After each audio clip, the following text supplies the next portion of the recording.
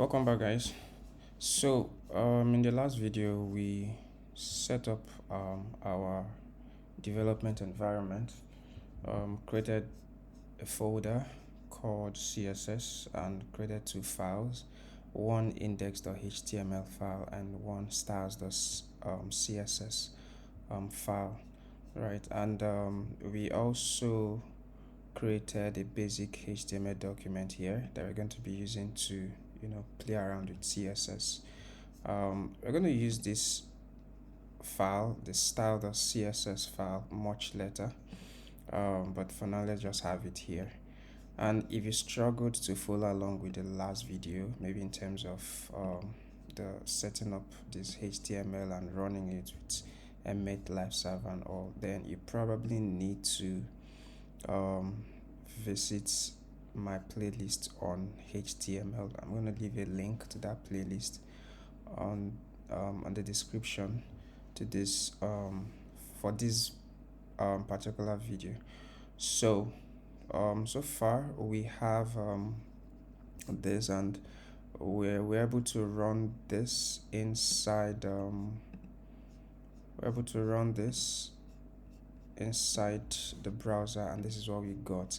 Now, to style applying CSS, there are three ways to use CSS with HTML. There are three major ways to do that.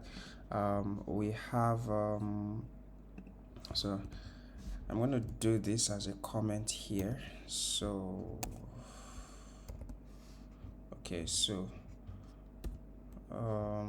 One is inline CSS,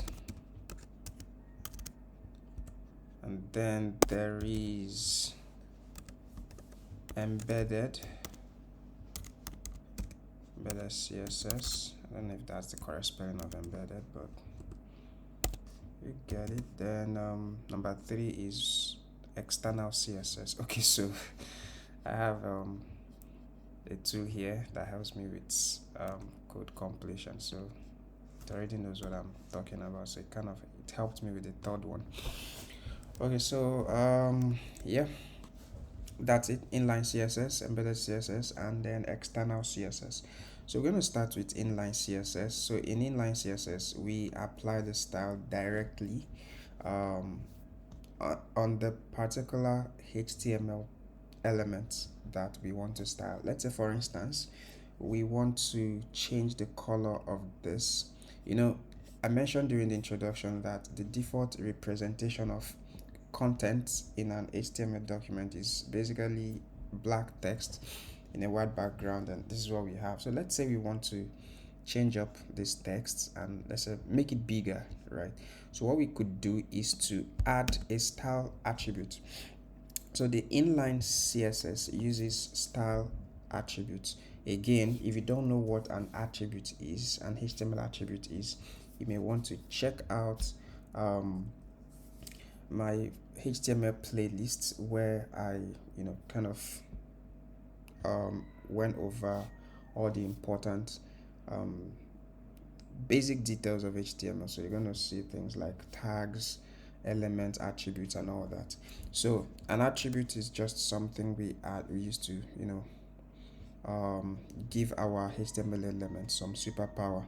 So style is one of them. So style is the attribute we use to do inline styling. So we say style, and then we do put an equal sign, and then we follow it up with quotes. The quotes could be double quote or single quote, and then we add our CSS declaration. So during the introduction I talked about CSS declaration, so we add our CSS declaration. So we just say color, and so this is Emmett giving me helping me with code completion. So what I need is color.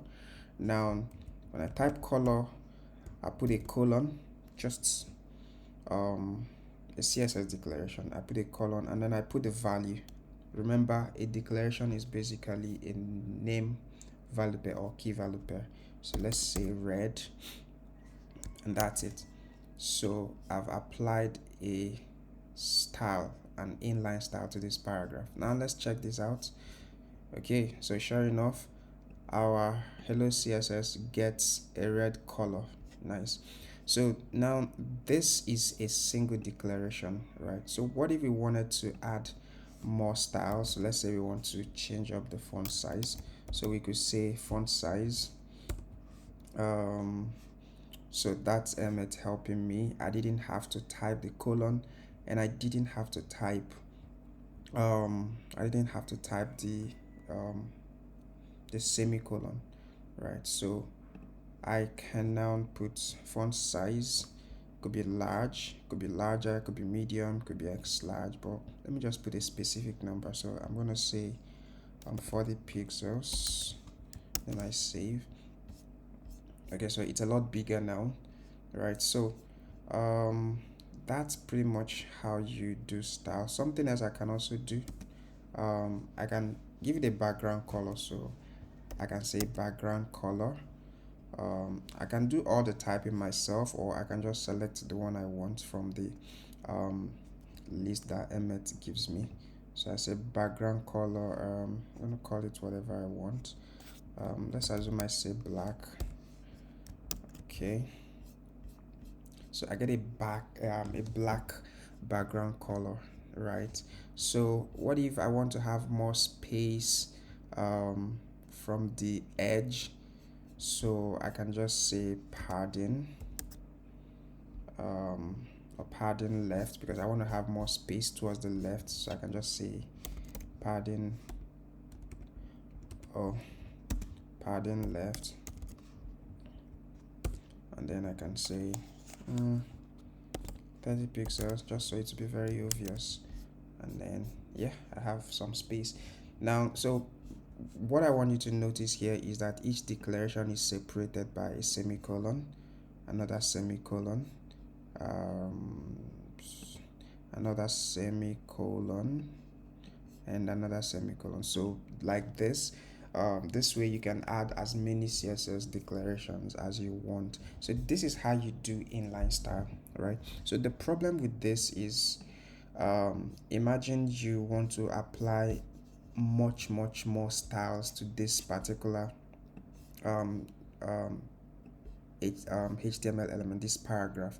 Now, I mean, you can imagine that after some time, there's going to be a lot of things inside this place. It's not going to be very readable, right? So there's usually need for that separation of concern. So you just want to keep your styles separate from the markup or from the HTML document, and that is what makes the other two options more attractive, right?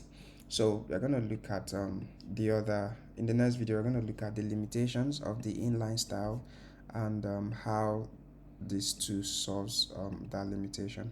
So I'm going to see you in the next video.